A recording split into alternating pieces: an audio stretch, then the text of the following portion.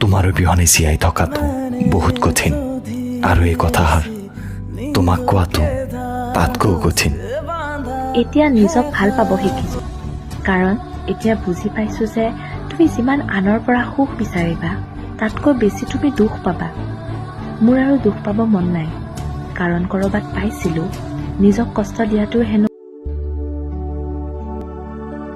থাকিম অকলে অকলে,